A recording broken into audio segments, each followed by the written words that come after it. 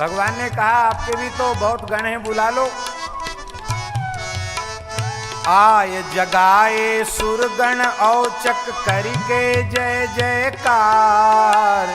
हड़बड़ भूत प्रेत गण करन लगे उपचार। भूत प्रेत इकट्ठे होकर बोले हाँ करो करो, बारात की तैयारी करो। साजे दूल्ह को श्रृंगार, साजे दूल्ह को श्रृंगार। बर के घर में कौन करे वैवाहिक विधि व्यवहार। कैसा श्रृंगार किया? बांधे जटा मोर की नाई, सांपन सेहरा डार। बांधे जटा मोर की नाई, सांपन सेहरा डार। सर्प लंगोटा सर्प ही फेंटा, पटबाघंबर धार। हाँ सर्प आड़ बंद सर्प लंगोटा, पटबाघंबर धार। साजे दूल्ह को श्रृंगार। कुंडल कंकण भय सर्प ही, सर्प भय ही हार। कुंडल कंकण भय सर्प ही, सर्प भय ही हार। भय यज्ञ उपवीत सर्प ही, छोड़ी रहे फुफकार। भय यज्ञ उपवीत सर्प ही, छोड़ी रहे फुफकार। साजे दूल्ह को श्रृंगार। बर के घर में कौन करे विधि वैवाहिक व्यवहार। अब तो महाराज जी मैना जी बहुत दुखी हो गई, बहुत अत्यधिक दुखी हो गई। बोले नारद जी ने बहुत बुरा किया हमारे साथ। बताओ इस पागल को दुल्हा के रूप में प्राप्त करने के लिए मेरी बेटी ने इतनी तपस्या की। बहुत दुखी हो गए, कोप भवन में चले गई। सप्तर्षियों ने समझाया, विष्णु भगवान ने समझाया, लक्ष्मी जी ने समझाया। बड़ा विस्तृत संवाद है शिव पुराण में। महाराज जी अंतिम बात कह दी मैना जी ने। उन्होंने कहा कि देखो भले ही आप लोग चाहे जितनी महिमा सुनाओ, मैं विश्वास भी करती हूं, लेकिन जैसे दुल्हा बढ़िया सुंदर बन के आते हैं ऐसे बन के आवे। आखिर हमारी भी तो कुछ इज्जत है कि नहीं है। नारद जी विष्णु भगवान सब हंसते हुए शंकर जी के पास गए। बोले आप यहाँ क्या कर रहे हैं? बोले बहुत अच्छी व्यवस्था है, आराम से हैं यहाँ, सब ठीक ठाक है। बोले आपका परिछन हो गया, द्वाराचार हो गया? बोले हाँ वो सब हो गया। क्या हुआ? बोले सासू जी आई थी थाल लेकर के, झारी पटक के थाल पटक के भाग गई। ऐसे ही होता है। शंकर जी बोले सब देश देश की अलग अलग पद्धति है, हिमाचल प्रदेश की यही पद्धति होगी? नहीं, पद्धति ये नहीं है। बोले हमारी सासू जी बड़ी ज्ञानवान है, वो विचार करते हैं सूर्य चंद्र अग्नि जिनके नेत्र हैं उनको क्या आरती दिखाना, आरती पटक दिया उन्होंने। गंगा जी जिनकी जटाओं में बह रही उनको क्या झारी से जल दिखाना, वो झारी पटक दी। इसलिए और बोले सास तो हाथ जोड़ती है, वो तो साष्टांग पड़ गई मेरे सामने, बेहोश हो गई थी। अरे महाराज हंसी करने से काम नहीं चलेगा, आपने ऐसा किया क्यों? शंकर जी बोले भाई हमने सुना कि ससुराल में जब कोई दुल्हा जाता है तो बर पक्ष से ससुराल पक्ष के लोग हंसी करते हैं, तो हमने सोचा ये तो पीछे हंसी करेंगे, हम पहले ही इनके साथ हंसी कर लें। अरे बोले कहीं ऐसा भी मखौल किया जाता है कि हम लोग कब से आए हैं, कोई पानी की पूछने जनवासे में नहीं आया, एकदम सुनसान पड़ा है यहाँ। अरे महाराज हम लोगों को बाल भोग राजभोग कुछ कराना हो, मुँह मीठा कराना हो तो बढ़िया दूल्हा बन जाइए। सासू जी ने प्रतिज्ञा कर ली है, आप बढ़िया वेश धारण करके आवेंगे तो ही विवाह होगा।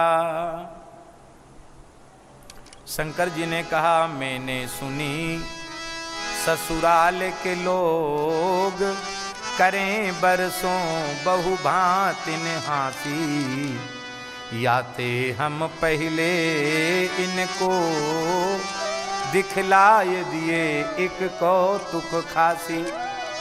धाय धसे घर में सब ही गए भूल गुमान चली बुधितासी। हाफत कांपत झांपत नैन भजे मन में सब हरि अविनाशी।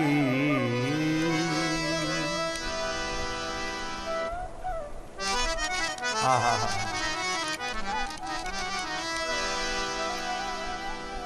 तब शंकर जी ने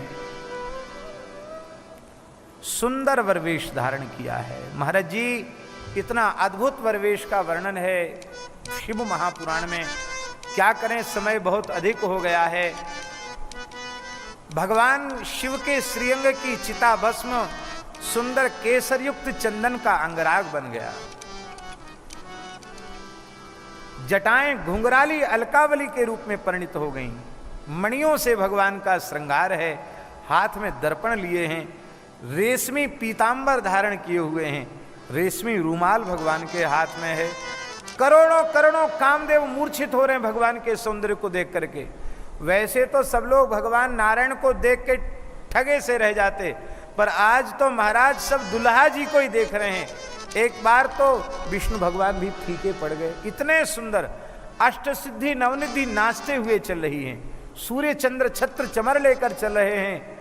आह क्या कहना, अद्भुत सौंदर्य। नंदीश्वर ऐसे ही मानो चंद्रमा के पर्वत पर बैठकर भगवान आ रहे हों। अब तो देख करके माता मैना जी अत्यंत हर्षित हो गई। बोलो भक्तवत्सल भगवान की जय। शंकर जी ने सुंदर वर वेश धारण किया।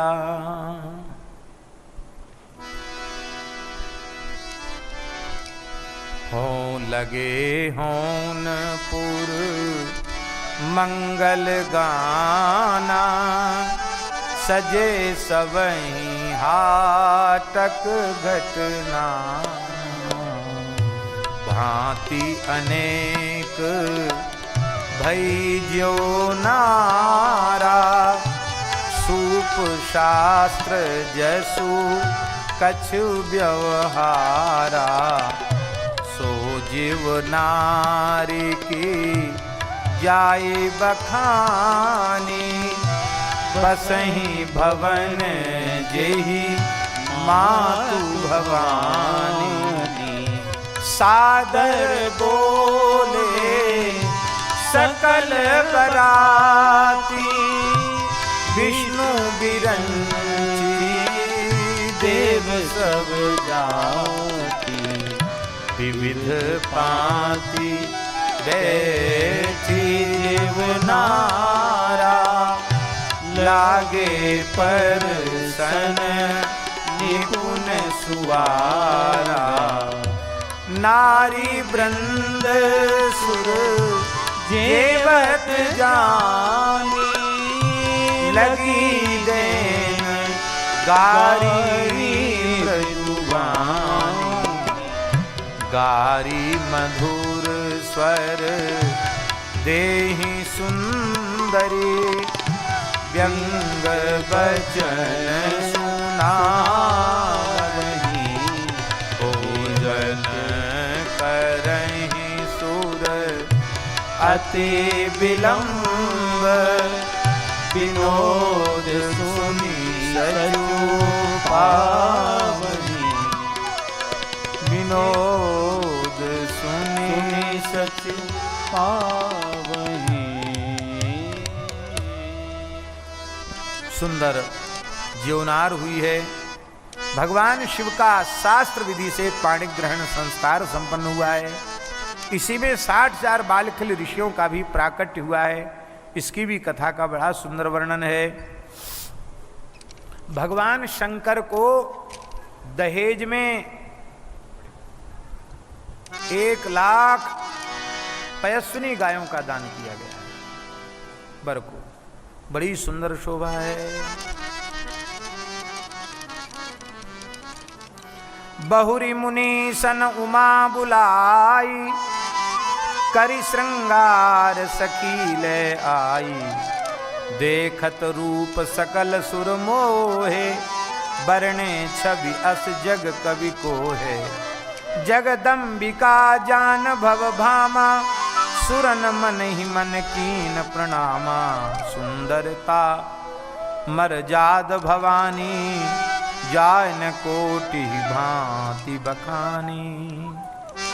सुंदर शोभा हो रही है।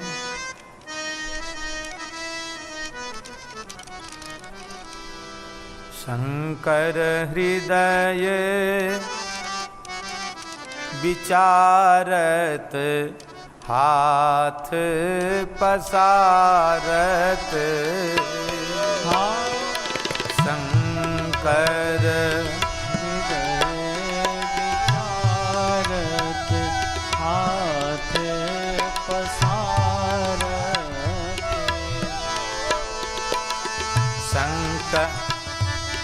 शंकर हृदय विचारत, हाथ पसारत। आए शंकर हृदय विचारत, हाथ पसारत। माई है मन ही उमा कर हारत, कंज कर धारत। माई है मन ही उमा कर हारत, कंज कर धारत। हाँ शंकर हृदय विचारत, हाथ पसारत।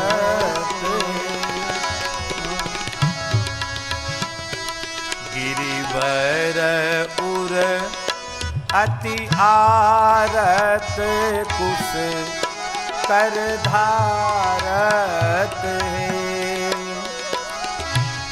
माई है कन्यादान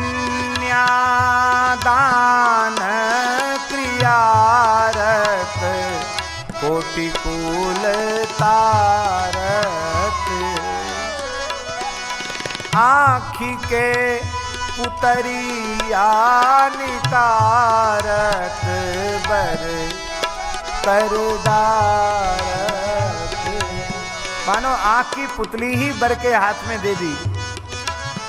माई है शिव निज हाथी सम्हारत, सोच निवारत। मैना जी नैना जल धारत, बूझी मन मारत। माई है करुणा हृदय विदारत, वज्रहीय भारत। ऋषि मुनि मंत्र उचारत, यश विस्तारत।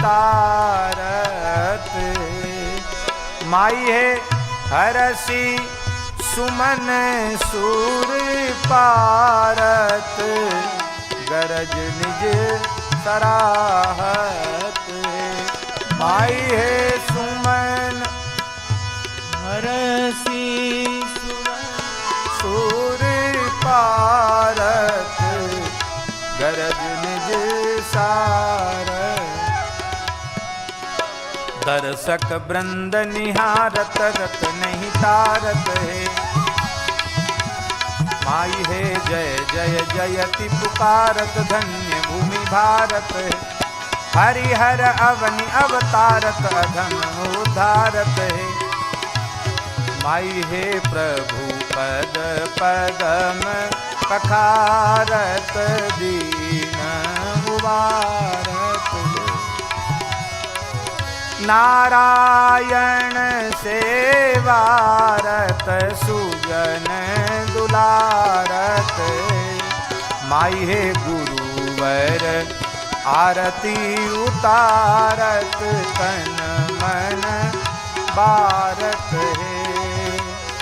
सुंदर पाणी ग्रहण संस्कार संपन्न हुआ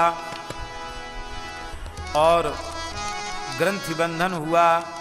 भगवान शिव ने श्री पार्वती जी की मांग में सिंदूर भरा और भगवान शिव के वामांग में इसके बाद विराजमान भई।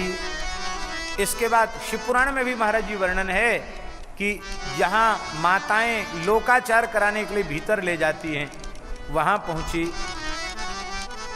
वहाँ सखियों ने पूछा कि अपने माई बाप का नाम बताओ, कुल गोत्र का नाम बताओ, तब भीतर जाने देंगे। मंडप में भी वही समस्या हुई। हिमालय ने पूछा हम कन्यादान तो करेंगे, पहले अपने नाम गोत्र का उच्चारण करो, कुल खानदान बताओ, माता की पीढ़ी पिता की पीढ़ी। शंकर जी संकोच में पड़ गए।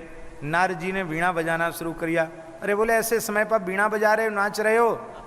नारद जी ने कहा भगवान शिव नाद ही उनका गोत्र है, क्योंकि नाद से ही सारी सृष्टि प्रकट हुई, वह नाद स्वरूप ही हैं। सबने भगवान शिव के चरणों में प्रणाम किया है।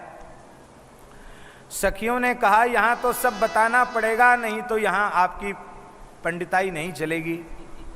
पहले माई बहन का नाम बताओ तब भीतर घुसने पाओगे। शंकर जी बोले हमको भीतर घुसने की जरूरत क्या, हम यहीं से लौट जाएंगे। अरे बोले ऐसे थोड़ी होगा, अभी तो बहुत कुछ विधि विधान भीतर का बाकी है, नेग चुकाओ। शंकर जी बोले हम तो कुछ रखते ही नहीं अपने पास में, जेब वेब वाला कोई कपड़ा पहनते नहीं जिसमें कुछ रुपया कौड़ी रखें, हमारे पास तो कुछ है नहीं। और ब्याह करने क्यों चले आए? बोले आप लोगों ने बड़े आग्रह पूर्वक बुलाया इसलिए चले आए। तो बिना कुछ दिए भीतर नहीं जा पाएंगे? बोले ना, वो बिना दिए लिए यहाँ कोई, यहाँ कम नेग तो चुकाना पड़ेगा। शंकर जी ने अपने गले के नागराज को इशारा किया कि नेग दे दो इनको। जैसे ही उसने फो करके सांप गया, सब भगी। शंकर जी भीतर चले गए।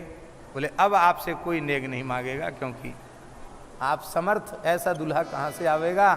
सबने कहा सुंदर पर्यंक पर भगवान पौढ़े हैं। इसके बाद भगवान शंकर बहुत समय तक विराजे हैं, ऐसा शिव पुराण में वर्णन है। और इसके बाद शंकर जी की बारात लौट करके आई है। और इधर श्री मैना ने एक ब्राह्मणी को बुला करके पार्वती जी को पातिव्रत व्रत की शिक्षा दी है। ब्याह विधान कराए सवे, शिवलय गिरिजा कैलाश पधारे, मांग विदा निज भाग्य सराहत, देव सवे निज लोक सिधारे। खेले सुलाल गए कछु काल, भवानी के गोद षडानन प्यारे। युद्ध मझार पड़े ललकार, पचारी के तारक असुर संहारे। चरित सिंधु गिरिजा रमण वेद न पावहीं पार, बरने तुलसीदास किम अतिमति मंद गमार। नारायण प्रभु चरित यह गौरी शंकर ब्याह, हरिहर हरिजन हृदय महनित प्रति भरे उछाह।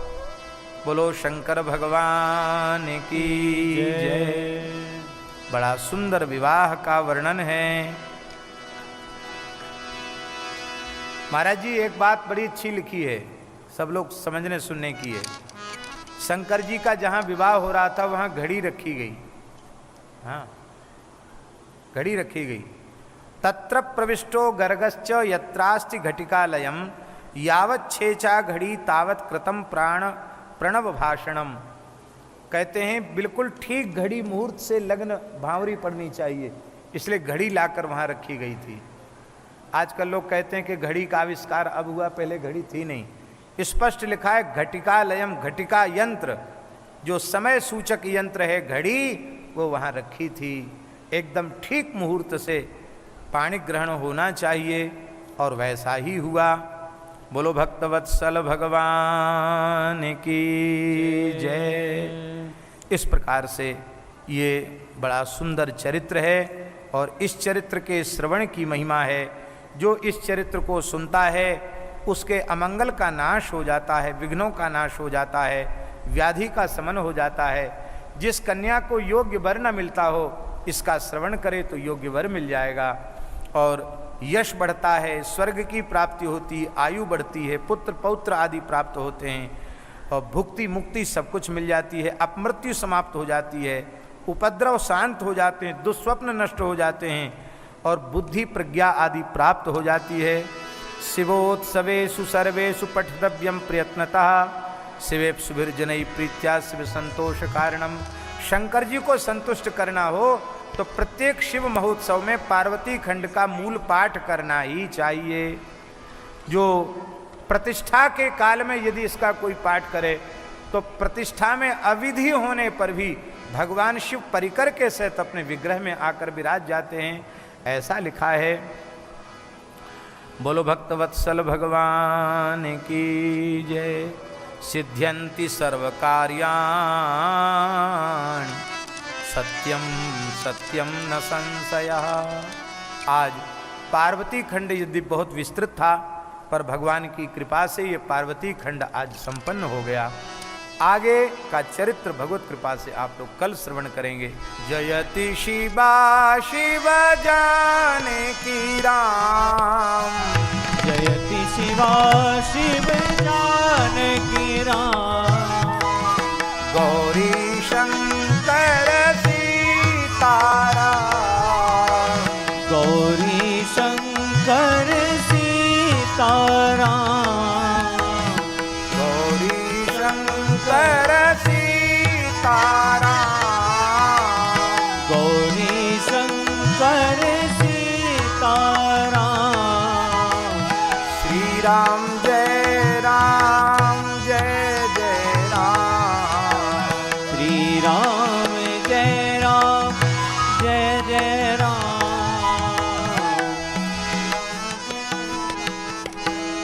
बोले गौ माता की, भोलेनाथ भगवान की, श्री शिव पुराण महाकथा की, व्यास जी महाराज की। आज की शिव पुराण कथा के 6ठम दिवस पर भगवान शंकर के ब्यावले का सुंदर वाचन और वाणी का प्रसाद हमें व्यासपीठ से प्राप्त हुआ। शिव पुराण की कथा के साथ साथ हमारे व्यवहारिक जीवन का ज्ञान भी व्यासपीठ से पूज्य मलुकपीठ वाले महाराज जी के मुखारविंद से हमें मिला है कि किस प्रकार विवाह शादियों में जो आजकल मुहूर्त का विषय बिल्कुल से छोड़ दिया गया है, अपनी अनुकूलता से ही सारे संबंध और सारे वैवाहिक कर्म करते हैं, वो अनुकूल नहीं है। बिल्कुल वैदिक परंपराओं के अनुरूप जो मुहूर्त निकले उन्हीं के अनुरूप हमें सारे कार्य संपादित करने चाहिए। और नारी की पवित्रता केवल पातिव्रत धर्म के पालन से ही है, यह जो एक मूल मंत्र हमें आज व्यासपीठ से प्राप्त हुआ है, हम सभी में अपने वाणी का प्रसाद प्रदान करें। पूज्य व्यास जी महाराज। हरि ओम तत्सत्। श्रीमते रामचंद्राय नमः। ओम नमः परमहंसास्वादित चरण कमल चिन्मकरंदाय भक्तजन मानस निवासाय श्री रामचंद्राय वागीशायस्य वदने लक्ष्मीर्यस्य च वक्षसि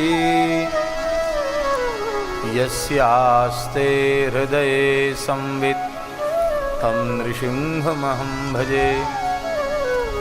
विश्वसर्ग विसर्गादिनवलक्षणलक्षितम्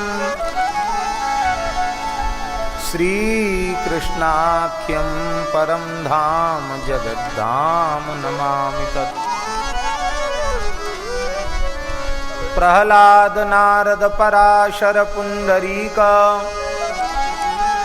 व्यासाम्बरीश शुक शौनक भीष्म दाल्व्यान् रुक्मांगदार्जुन वसिष्ठ विभीषणादीन् पुण्यानिमान् परम भागवतान् नमामि। वाञ्छाकल्पतरुभ्यश्च कृपा सिन्धुभ्य एव च पतितानां पावनेभ्यो वैष्णवेभ्यो नमो नमः। सीतानाथ समारंभां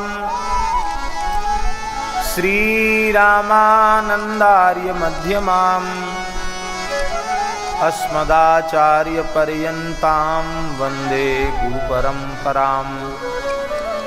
अखण्डमण्डलाकारं व्याप्तं येन चराचरं तत्पदं दर्शितं येन तस्मै श्रीगुरवे नमः।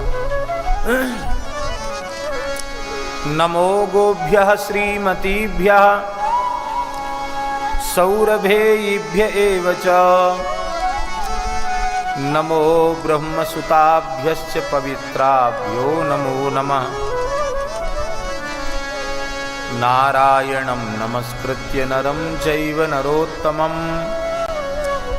देवीं सरस्वतीं व्यासं ततो जयमुदीरये।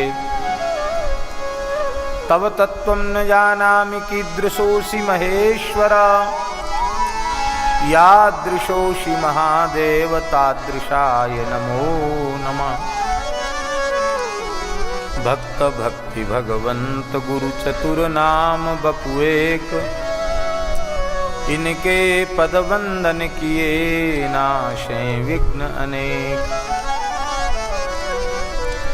कुंद इंदु समदेह उमा रमण करुणा अयन जाहि दीन परने करहु कृपा मर्दन मयन। श्री राम जय राम जय जय राम। श्री राम जय राम जय जय राम। श्री राम जय जय जय राम।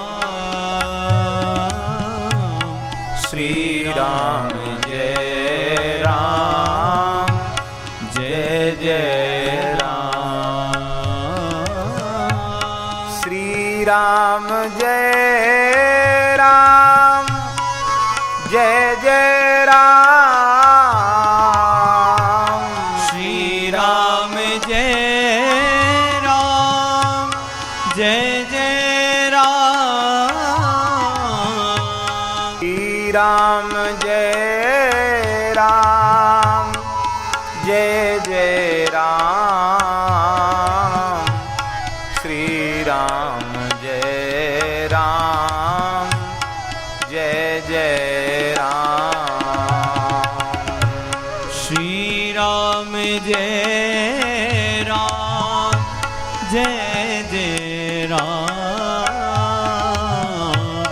श्री राम जय राम जय जय राम। सीताराम जय सीताराम। सीताराम जय सीताराम। राधे श्याम जय राधे श्याम। राधे श्याम जय राधे श्याम। जय रघुनंदन जय सिया राम। जाने की वल्लभ सीताराम। जय रघुनंदन जय सिया राम। जानकी वल्लभ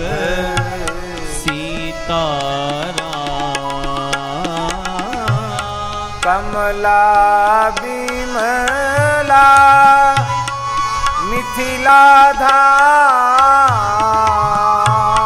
कमला विमला मिथिला धाम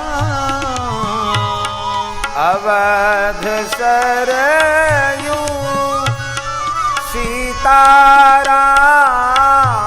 सीताराम अवध सरयू सीताराम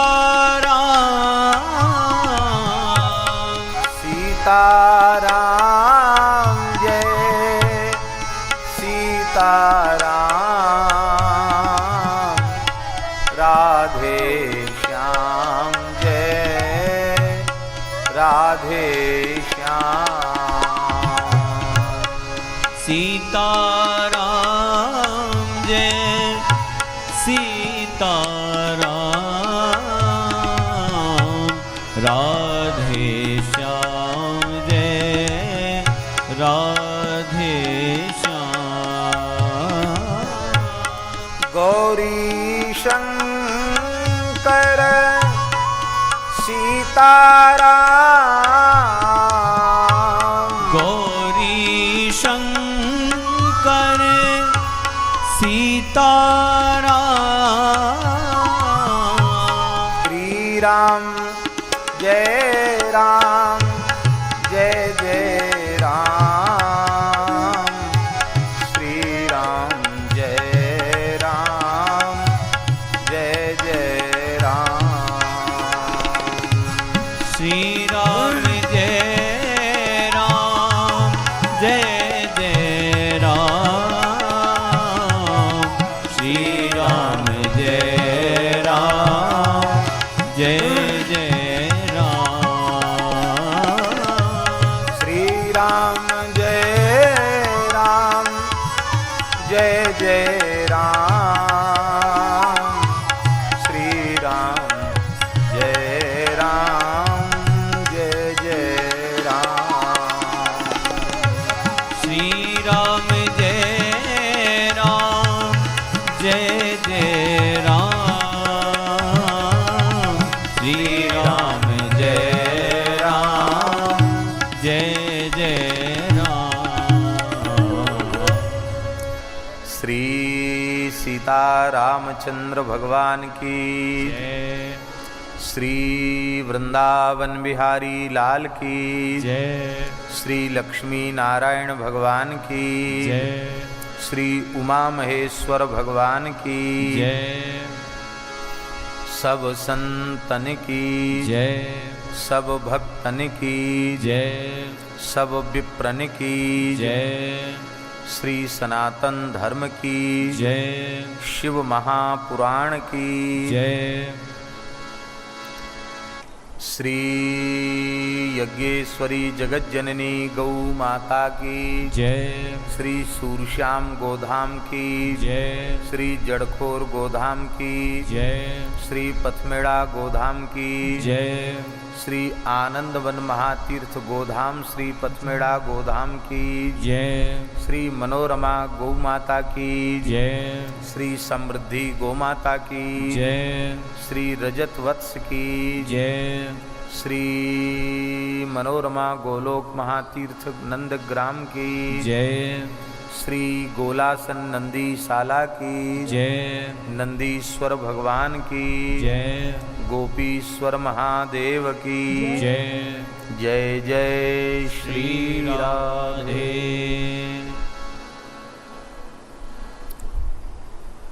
हरिशरणम भक्तवांछा कल्पतरु भक्तवत्सल शरणागत वत्सल दीनबंधु दया सिंधु कृपा सिंधु भगवान श्री हरि की महती कृपा करुणा से हम आप सब परम पवित्र गो उपासना के महातीर्थ श्री गोधाम पथमेड़ा की इस पवित्र भूमि में सुरभि सत्संग मंडप में इस उपासनात्मक अतिशय दिव्य गो उपासना के महान प्रकल्प की स्थापना के 25 वर्ष पूर्ण होने के उपलक्ष्य में, रजत जयंती के उपलक्ष्य में हम आप सबको मानव जीवन का सर्वोत्कृष्ट फल सत्संग अत्यंत पवित्र श्रावण मास में शिवार्चन पूर्वक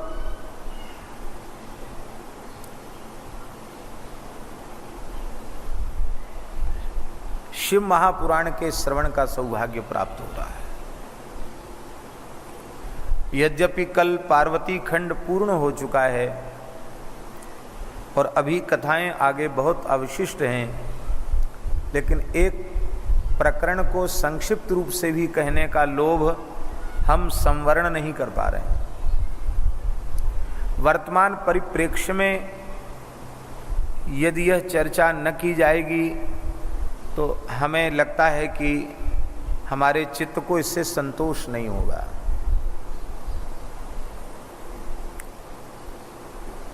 राष्ट्र के सर्वविध उन्नयन में, उन्नति में, राष्ट्र के सर्वविध उत्कर्ष को सुप्रतिष्ठित करने में योगदान अत्यंत पवित्र गृहस्थ का है। गृहस्थाश्रम की पवित्रता आवश्यक ही है और गृहस्थाश्रम की पवित्रता केवल विवाह करने से और बच्चे पैदा करने से नहीं है। गृहस्थाश्रम की सार्थकता है पति अत्यंत धर्मनिष्ठ सदाचारी हो, एक पत्नी व्रत हो और नारी अत्यंत निष्ठापूर्वक पातिव्रत धर्म का पालन करने वाली हो।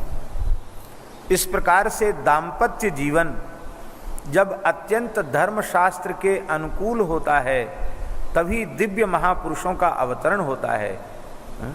महाराणा प्रताप को जिसने जन्म दिया, शिवाजी को जिन्होंने जन्म दिया, महाराजा छत्रसाल को जिन्होंने जन्म दिया, श्री तुलसीदास जी, सूरदास जी आदि संतों को जिन्होंने जन्म दिया, श्री मलुकदास जी को जिन्होंने जन्म दिया, श्री वल्लभाचार्य जी, श्री शंकराचार्य जी, श्री रामानंदाचार्य जी, श्री मध्वाचार्य जी, श्री विष्णु स्वामी आचार्य जी, श्री निम्बारकाचार्य जी, श्री चैतन्य महाप्रभु प्रभृति इन महानुभावों को जिन माता पिता ने जन्म दिया, निश्चित ही वे परम सदाचारी, परम धर्मात्मा थे और उनकी गृहिणियां परम पतिव्रताएं थीं। इसलिए इतने उत्कृष्ट महापुरुष इस राष्ट्र को प्राप्त हुए। इसलिए हमारे मन में कल तो विचार किया था कि चलो नाम ले दिया इतना ही बहुत है, लेकिन आज बैठते बैठते मन में आया कि नहीं, भगवती जगदम्बा पार्वती को जो पर्वतराज हिमालय की पत्नी मैना ने अपने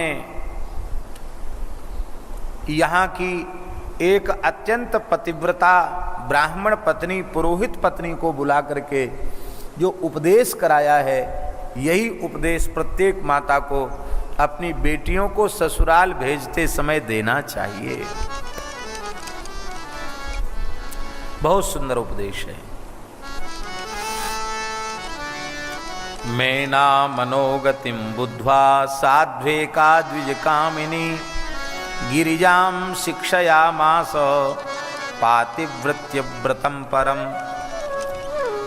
श्री मैना ने एक अत्यंत पतिव्रता ब्राह्मण पत्नी को प्रार्थना की कि मेरी बेटी गिरिजा पहली बार विदाई होकर भगवान शिव के साथ जा रही है, तुम इसे पातिव्रत धर्म का उपदेश करो। माँ ने भी पातिव्रत धर्म का उपदेश किया है और ब्राह्मण पत्नी से पातिव्रत धर्म का उपदेश करवाया है।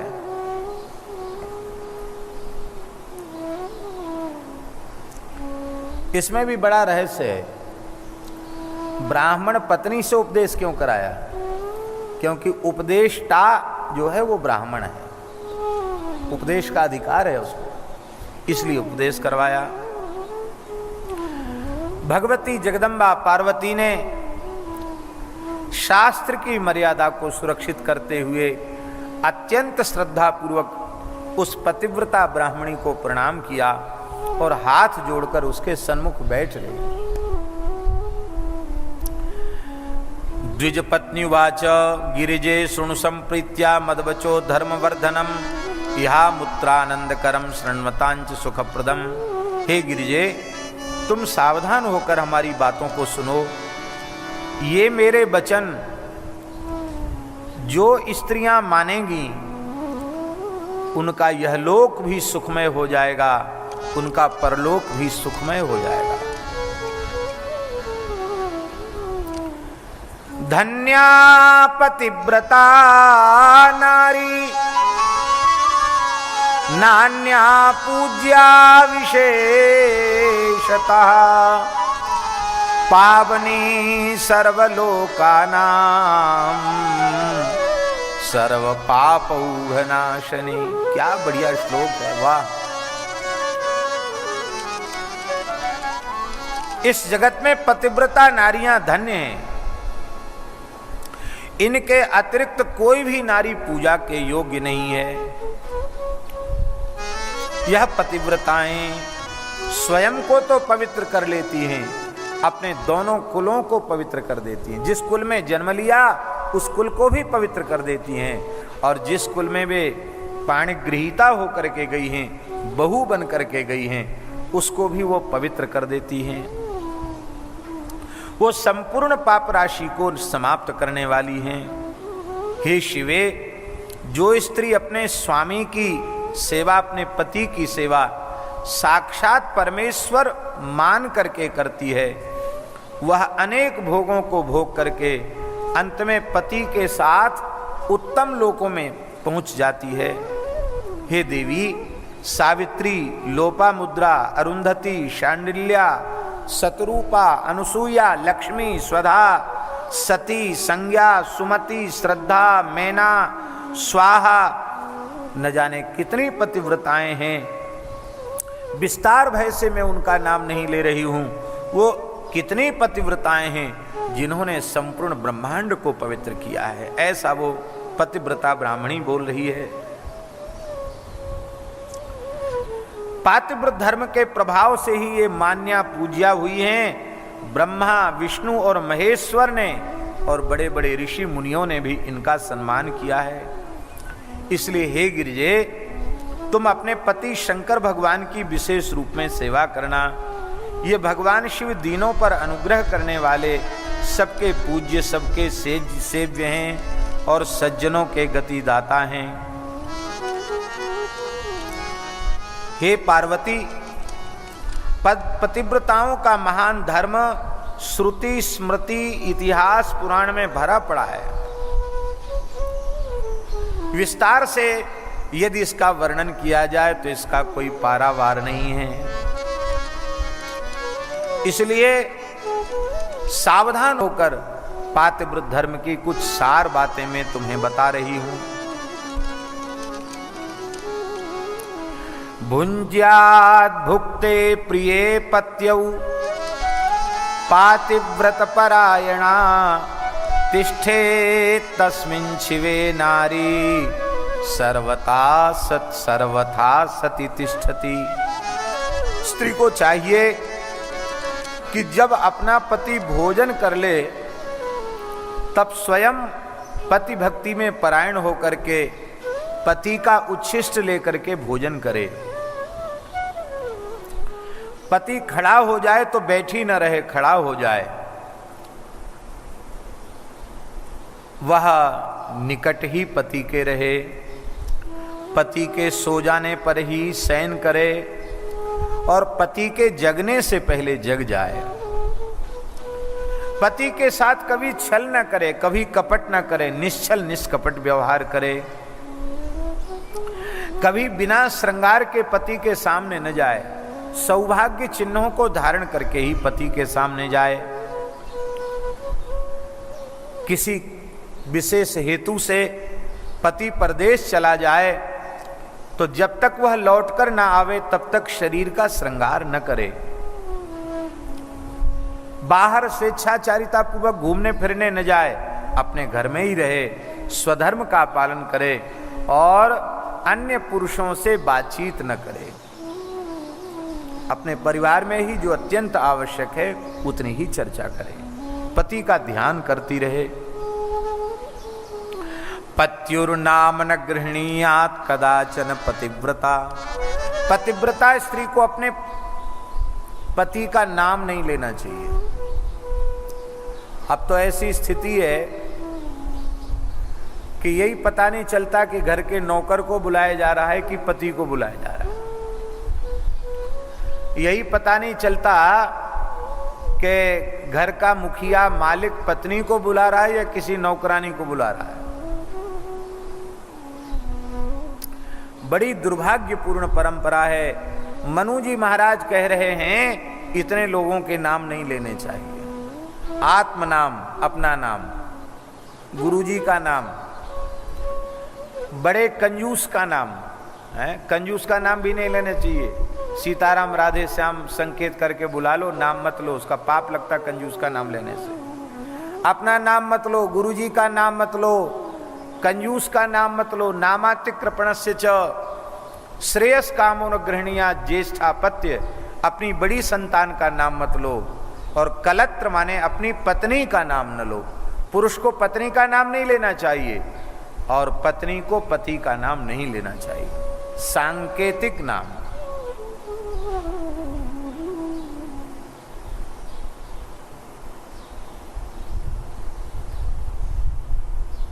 अब तो पता नहीं परंपरा है कि नहीं, पर हमने अपने बाल्यकाल में इस परंपरा को बहुत अच्छी प्रकार से देखा है। घर की बहू बेटियां अपने पति जेठ देवर इनका भी नाम नहीं लेती थी। इनके सांकेतिक नाम हुआ करते थे, रसीले, छबीले, रंगीले, इस तरह से कहेंगे। एक नाम रख लेती थी सांकेतिक, मूल नाम नहीं लेती।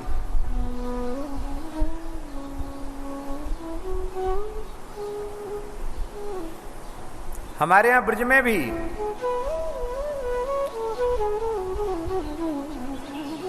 बरसाने वारी की जय,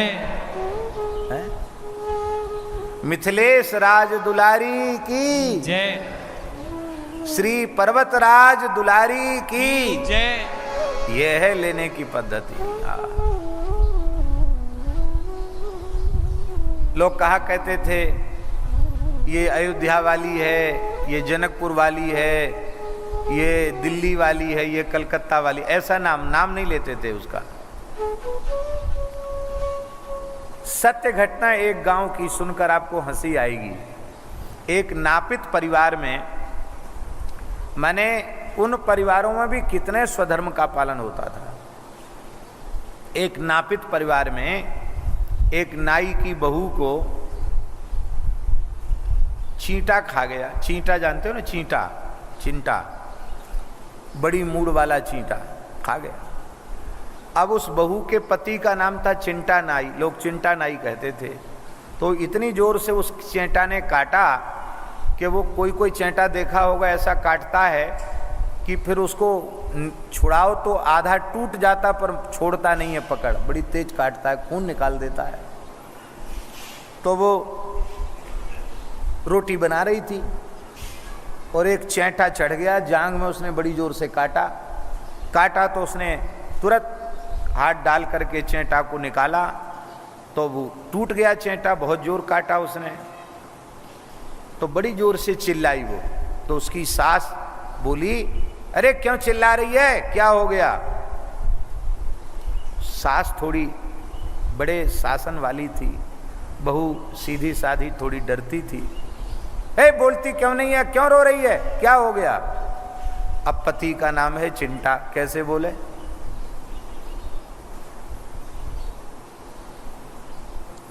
तो बुंदेली में बोली कि मताई कछू न पूछो, चिंटा से बड़े ने खा लो। चींटी से बड़े ने खा लो, माने चिंटी से बड़ा जो होता है चिंटा, उसने खा लिया। चींटी से बड़े ने खा लिया, काट लिया, ये कहा उसने। अब ऐसी बातें गांव में प्रसिद्ध हो जाती हैं। बेचारी बहू जब निकलती तो पता नहीं छोटे बच्चों को कहाँ से पता चल गया। लोग कहते चाची चिंटी से बड़े ने खा लिया, सोई वो नाराज होती, उसको चिढ़ाते। हंसाने के लिए नहीं बोल रहे हैं, ये घटना ये प्रमाणित करती है कि बिना पढ़े लिखे लोग भी आज से 40-50 वर्ष पहले तक कैसी मर्यादा का पालन करते। हमने देखा है बड़ी बूढ़ी माताएं 80 वर्ष की उम्र हो गई है और अधिक आयु हो गई है, और उनके पतिदेव चले गए हैं कहीं पूजा पत्री पाठ पूजा में, तो मैंने देखा है वो 4 बजे तक भोजन नहीं करती। क्यों? बोले आपने भोजन क्यों नहीं किया, आप तो बड़ी बूढ़ी हैं। तो वो कहती अब तक वे भूखे नहीं होंगे, अब तक तो उन्होंने खा ही लिया होगा, क्योंकि 4 बजे तक कोई व्यक्ति भूखा नहीं रहता, तब वे भोजन करती, और जब तक वो नहीं आते तब तक एक ही समय आहार लेती। मैंने आंखों से देखा है।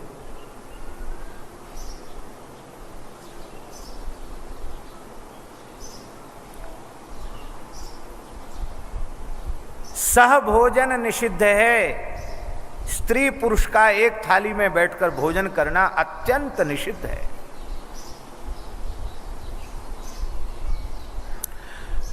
पतिव्रताओं को पति के पश्चात ही भोजन करना चाहिए। और पत्युर्नाम न गृहणीयात् कदाचन पतिव्रता आकृष्टापि न चाक्रोशेत प्रसीदेत ताडितापि च हन्यतामिति च ब्रूयात् स्वामिन्निति कृपां कुरु। पतिव्रता नारी को चाहिए कि कभी पति का नाम न ले, कभी किसी कारणवश पति उलझन में हैं, उनका दिमाग गर्म हो गया, क्रोध करके उन्होंने कोई कठोर वचन भी बोल दिया, तो भी मुस्कुराकर उनको शांत कर देना चाहिए। उलट करके कभी उनको कठोर वचन नहीं बोलना चाहिए। पति के शासन करने पर भी प्रसन्न रहना चाहिए, और अपराध होने पर कहना चाहिए कि हे स्वामिन, कोई भी भूल हमसे बने आप बिना किसी संकोच के हमें बतावें, मैं उसका सुधार करने का प्रयास करूंगी। फिर भी हमसे कोई भूल बनती है तो आपको अधिकार है, आप दंड देकर हमें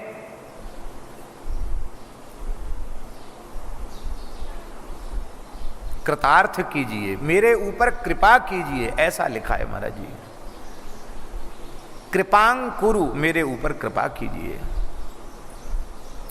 पति के बुलाने पर लाख काम में लगी हो तुरंत छोड़कर पति के सामने पहुंच जाए, जी कह करके निकट आवे, हाथ जोड़कर कहे कि आपने किस लिए बुलाया है, आप आज्ञा दीजिए। पतिव्रता नारी का धर्म है कि वो घर के काम धंधे से फुर्सत होकर दरवाजे पर जाकर खड़ी न होवे। नहीं, एक अब आदत होती है, घर में काम किया और फिर थोड़ी फुर्सत मिली, फिर देहली पे जाके खड़ी होगी, फिर दरवाजे पे जाके खड़ी हो गई। अब कुछ नहीं तो महाराज अब तो पता नहीं इतनी फुर्सत नहीं होगी, और नहीं तो कहीं कहीं तो ऐसा भी होता कि घर के दरवाजे पे बैठ गई स्त्रियां और एक दूसरे के बाल खोल के लीख जुआ मारने लगी। ये भी काम, ये गलत है, ये नहीं करना चाहिए। इतना पवित्र रहो, साफ रहो कि माथे में जुआ लीख वगैरह पड़े ही नहीं, वो भी एक दोष कहा गया, वो नहीं होना चाहिए। दरवाजे बैठकर बाल काटना, जुआ मारना, ये सब पातिव्रत धर्म के विरुद्ध है। दरवाजे पर खड़ी न हो अधिक देर बिना प्रयोजन के, और न बिना पति के दूसरे के घर में जाए। किसी का भेद लेकर अपने पति के सामने प्रकाशित न करे। पति के आह्निक कृत्य की संपूर्ण सामग्री, पूजा पाठ की सामग्री उनको कहना न पड़े, बिना कहे प्रस्तुत कर दे। पति का हित कैसे होगा यह निरंतर सोचती रहे, और पति की आज्ञा न हो तो तीर्थ यात्रा में भी न जाए, किसी उत्सव अथवा किसी समाज में भी न जाए, क्योंकि जिस स्त्री को तीर्थ यात्रा की इच्छा हो उसके लिए सबसे बड़ा तीर्थ है। यदि पति ने आज्ञा नहीं दी है, पति का रुख नहीं है, तो सबसे बड़ा तीर्थ है पति का चरणामृत लेकर के पान कर ले, भूमंडल के संपूर्ण तीर्थों का सेवन विधि पूर्वक करने का पुण्य उस पतिव्रता को मिल जाएगा। यह दृश्य भी मैंने अपनी आंखों से देखा है कि घर के बड़े बूढ़े लोग किसी पवित्र तीर्थ से लौट करके आए तो उनकी पत्नियों को हमने, वृद्ध माताओं को भी मैंने देखा, थाल में उनके चरण पधरा करके धोकर और पीते हुए हमने अपनी आंखों से देखा है।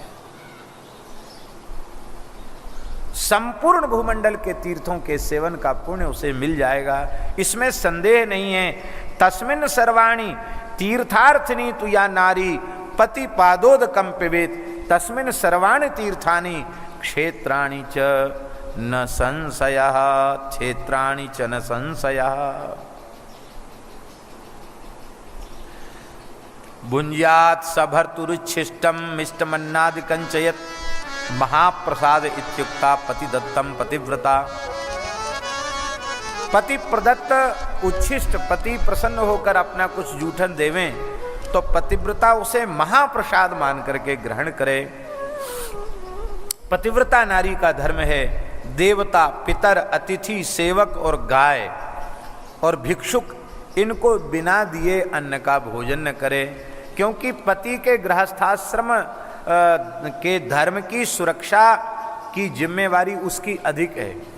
पति तो उपार्जन के लिए, व्यवहार के लिए बाहर जाएगा, कल कारखाने पे जाएगा या खेती पर जाएगा या नौकरी पर जाएगा, लेकिन अब घर में उसका धर्म नष्ट न हो इसकी सुरक्षा की जिम्मेवारी उसकी पत्नी के ऊपर है।